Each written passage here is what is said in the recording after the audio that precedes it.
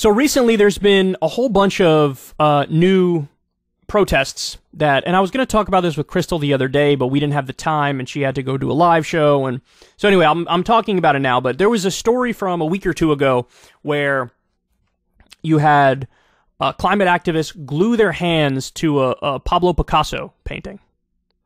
That was one thing. There's now in the UK, there's this Stop Oil protest where people are going around and doing all sorts of different vandalization and spray painting, and I think, like, what was it, an Aston Martin dealership or a Maserati dealership or something? There was some car dealership where they went and they, like, spray painted all the glass that was in front of the dealership as part of a Stop Oil protest. Some people shut down a bridge as part of the Stop Oil protest, and this is the one that everybody's talking about. This is climate activists defiling a Van Gogh painting. And again, they're nominally doing this because of climate change. They, you know, hey, we need to, everybody wake up, everybody let's go fight climate change, so I'm going to defile this Van Gogh painting. So let's watch the video and then I'll give you guys my take on this. So that's tomato soup. They're throwing tomato soup, which, by the way, it's kind of weird. It looks more like orange than it does red, but anyway, apparently that's tomato soup.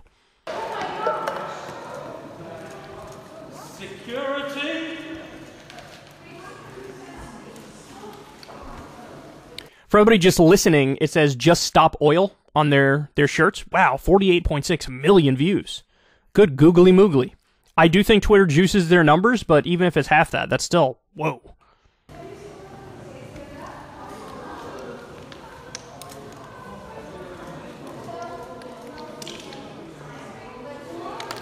So what they're doing now is, I think they're putting super glue on their hands, and I don't know if they're going to stick it to the Van Gogh painting, or they're going to stick it to the wall. I'm not sure.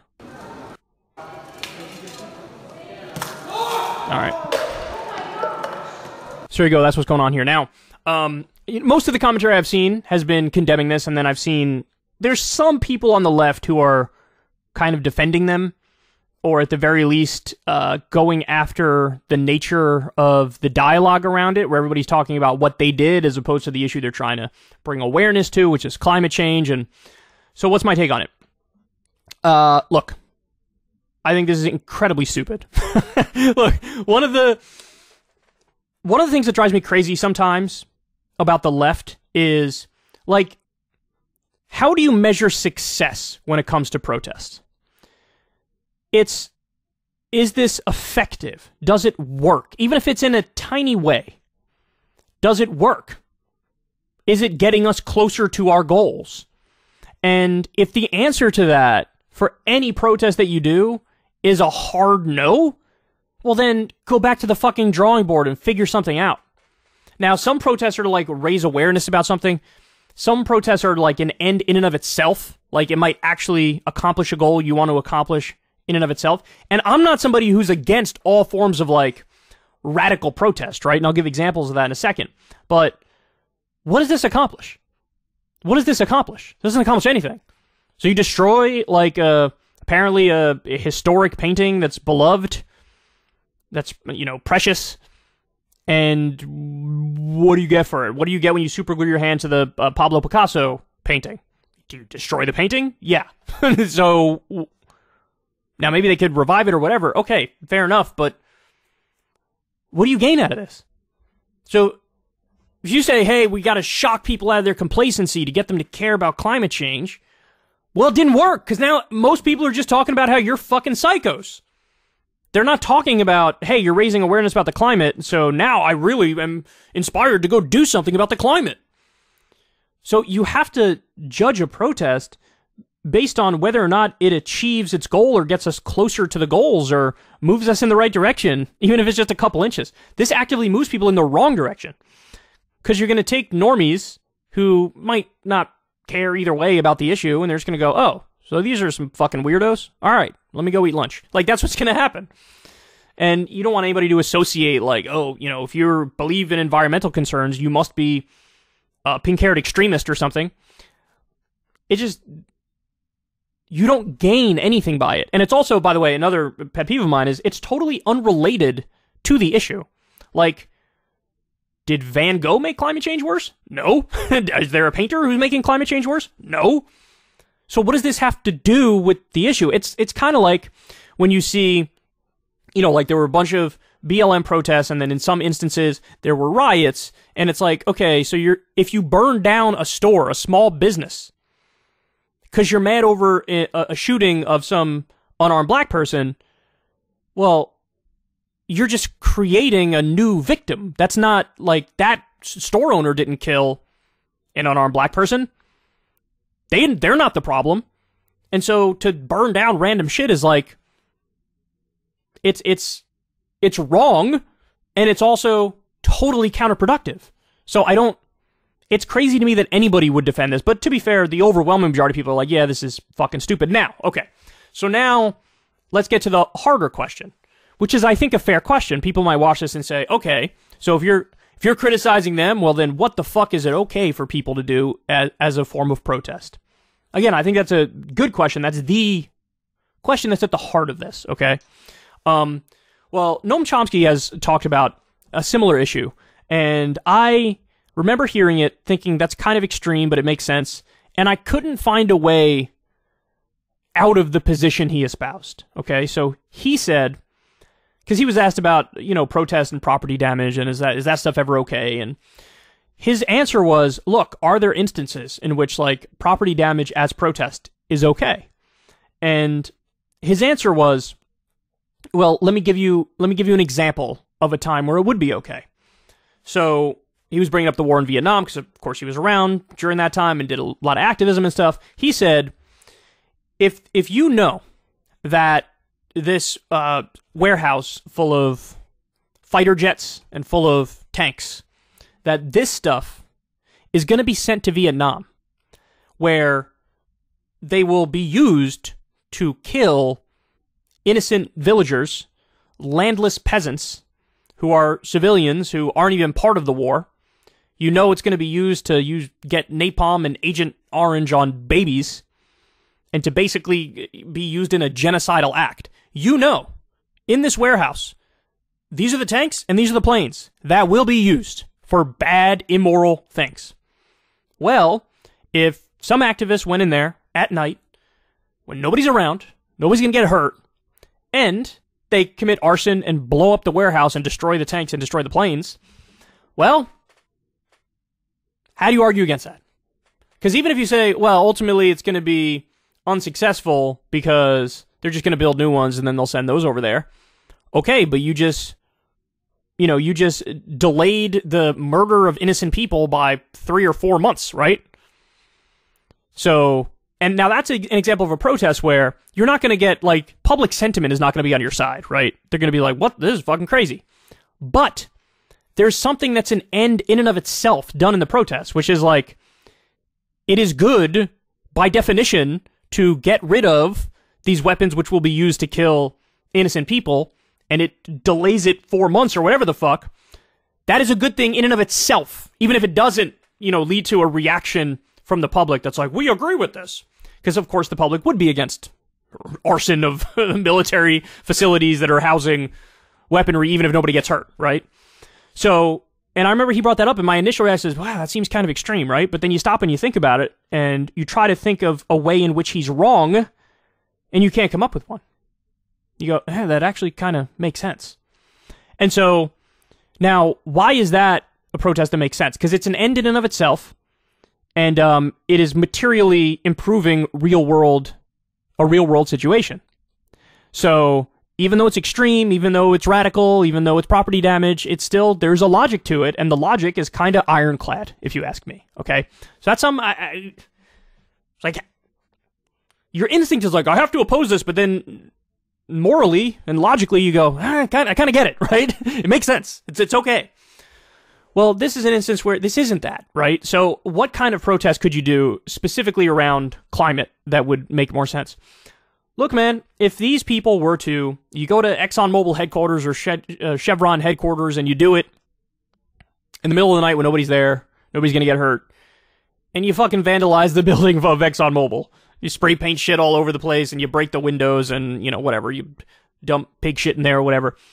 That's one of those things where everybody's going to, the reaction of polite society, of the normies, is going to be like, oh, that's fucking weird and that's bad and that's gross, and But if you do that, and you do it enough, and you raise enough of a stink, and you do it consistently enough, will that maybe eventually lead to some semblance of change? You know, if you destroy, like, let's say there's a pipe that's gonna be used, some oil pipeline that's gonna be put in, but you get it while it's still in the warehouse before it gets sent out, and nobody gets hurt, but you destroy the pipe. I mean, that's okay. Again, that's something the public's going to be against it, but it's an end in and of itself, in that if you just delayed a pipeline from being put in for another, I don't know, 5 months, they got to redo the whole pipeline and then send it out. Well, it is an end in and of itself, in that you are materially reducing the output of carbon emissions and therefore helping climate change, right? Now, all this stuff would still be called terrorism, and it is property damage, and there's no way around it, and it would not be popular with the public. But at least I could respect it because there's a logic to it. There's, you know, it makes sense. Now, that's a protest where it's like an end in and of itself. You know, you mess up the pipeline, it can't be installed, it delays the project by 4 or 5 months, and so there's fewer carbon emissions, and you got victory on that front. That's one kind of protest, where it's an end in and of itself. There's another kind of protest, which is the, you know, raise awareness type of protest. And the way to do that is to not make everybody despise you, right?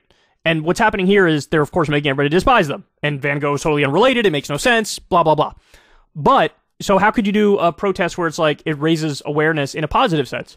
Well, that's the classic. You look to the people who did it correctly in the past, and that's, of course, the civil rights movement, where, you know, you put 1 million people in Washington, D.C., and you occupy the place, just like Occupy Wall Street, and you make a point of staying there as long as possible. You have your list of demands, and you make everybody around you uncomfortable. But you're doing it for a noble reason. You're doing it for a just reason. It's peaceful. This one's totally nonviolent. And what it does is, it does sort of, even if it induces like a violent reaction from the state, that would help the protest. Because this is what happened with the civil rights movement. Because, you know, Martin Luther King was huge on nonviolence. And in fact, he was a pacifist. And so the images of these racist Southern sheriffs beating up these innocent people who just want equal rights, that swayed the opinions of the so-called white moderate. That swayed normie America. And the civil rights movement became popular. And it's the same thing here. If you could do a similar kind of protest, you provoke a violent reaction from the state, then, you know, in the minds of the normie Americans at that point, they're like, holy fucking shit, this is insane. We are with the protesters. And, then you can actually start talking about getting real positive legislation and real change. Now, by the way, I will say, we have just recently with the Inflation Reduction Act, we did have the most ambitious climate legislation we've ever seen in the world, right? But it's still nowhere near enough, and I understand that, and so you should keep protesting, right? But that's how you approach it. So again, there's 2 different kinds of protests. It's the protest that's an end in and of itself, like I described with the Chomsky example. And then there's the protest which is like, let's try to raise awareness and get people on our side. What this protest is let's make everybody hate us. Let's make everybody hate us, and let's do something that's totally unrelated to anything involving climate change or oil or whatever. Carbon emissions, you name it. So, yeah, I think people on the left should be willing to state the obvious. Like, just because somebody's on your side and their heart's in the right place or they mean well, because of that, to then not criticize them and not lay a glove on them, or it's really stupid. Like, you need to be able to critique the movement from within the movement to change the direction of the movement to make it more efficient and useful and actually reach your goals. This is not that. This is not helping. Like, the whole dialogue around this, for the most part, is like, this is fucking psycho. Fuck you guys. Well, what do you expect? What do you expect? You know?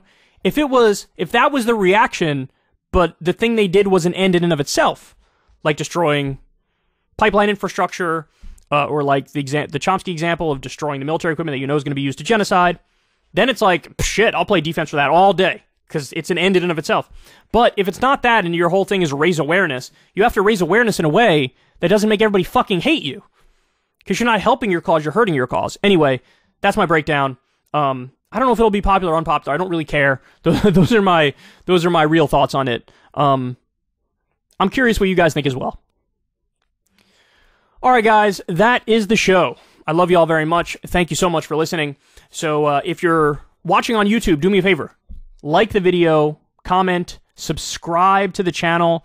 Also, click that bell icon because then you'll be notified every time a video drops. And since the algorithm is not a fan of the Kyle Kulinski show, we need to find a way around it. That's one of the ways around it. Still desperately climbing Mount Everest, trying to get to 1 million subs. Don't know if we'll ever get there, but all I could do is come out here and ask you lovely people to sub. If everybody who did watch the show did sub, then yeah, we could hit 1 million, but, you know, the statistics are what they are. I don't know the exact numbers, 60-40, 70-30, something like that, in terms of people who watch the channel and are subscribed. But anyway, and also a big thank you to all the patrons to the show. You guys make it work. You can support the show on Patreon in the link in the video description box below. Thank you to all the people who have signed up on Substack for Crystal Kyle and Friends to get the video of the shows a day early. You guys are awesome as well. You guys make it so that, you know, we can continue to do this thing that we do over here. And yeah, go ahead and check out the show on the various podcasting apps if you haven't yet. We now post the full shows on the podcasting apps. I sometimes listen to the show on the podcasting apps to look for mistakes and stuff like that, see where I can improve. But anyway, I love you guys. I'll talk to you soon. Everybody have a great rest of your day. Hey, y'all, do me a favor and like and subscribe. It helps out big time in the algorithm. Click the bell as well for notifications when videos drop. And watch that video on screen right now. You know you want to.